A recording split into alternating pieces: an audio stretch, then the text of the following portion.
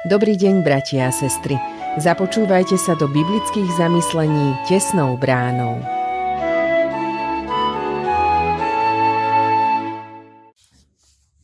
– 16. augusta v nedeľu, 11. nedeľu po Svätej Trojici, nachádzame slovo Božie napísané u evangelistu Lukáša v 18. kapitole vo veršoch 9 až 14, takto znejúc.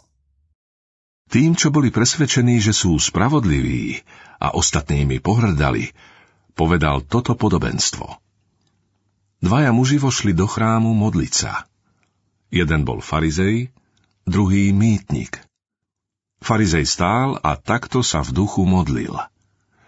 Bože, ďakujem ti, že nie som ako ostatní ľudia, vydierači, nespravodliví, cudzoložníci, alebo ako tento mýtnik. Postím sa 2 razy do týždňa. Dávam 10 zo všetkého, čo získam. Mýtnik však stál v diaľke a neodvážil sa ani len oči zdvihnúť k nebu. Bil sa do prs a hovoril: Bože, buď milostivý mne hriešnemu.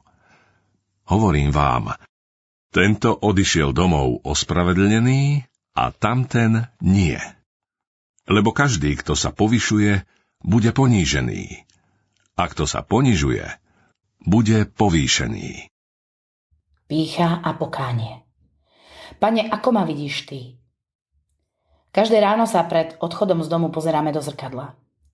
Tento pohľad je pre nás veľmi dôležitý. Nakoľko chceme pred ľuďmi vyzerať čo najlepšie. Pohľad do zrkadla nám neraz dáva sebadôveru, sebaistotu a pocit výnimočnosti. Dennodenne je však pre nás nemenej dôležité pozrieť sa aj do zrkadla Božieho slova. Ako sa v ňom vidím? Možno si pri pohľade doň poviem: som pekný kresťan. V zbore som na správnom mieste. Pýtajme sa však Pána Ježiša: aj ty ma tak vidíš, Pane? Skutočne som taký, ako sa vidím ja? Farizej robí veci v cirkvi, ktoré sa patrí robiť, a nie je taký ako ostatní ľudia. Publikán to nerobí. Žije v hriechu. Pán Ježiš hovorí, že ten, čo si myslel, že za niečo stojí, odišiel bez ospravedlnenia. Ten, ktorý nemal vlastné zásluhy, vošiel tiež do chrámu, nazrel do zrkadla Božieho slova a spoznal sám seba. Vyznal svoj hriech a odišiel ospravedlnený. Farizej sa mýlil v zrkadle.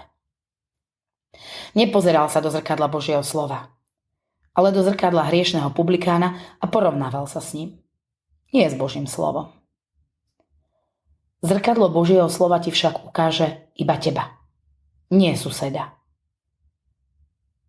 Alebo máš doma také zrkadlo, ktoré neukazuje teba, ale ukazuje iných? Neporovnávajme sa s ľuďmi, ale s Božím slovom. Potom by sa bol modlil takto: Pane Bože, je pravda, že môj život je iný. Dávam síce 10, postím sa, usilujem sa, aby som žil čistý a svätý život. Ale keď sa pozerám na svoj život a porovnám ho s tvojou svätosťou, Bože, buď milostivý mne hriešnemu. Skloňme sa k modlitbe. Ďakujeme ti, Pane Ježišu, že nás chrániš pred pýchou. Odpusť, že sa jej tak často držím. Veď ma po svojich cestách lásky, nech vidím, že aj druhí ľudia sú cenní. Amen.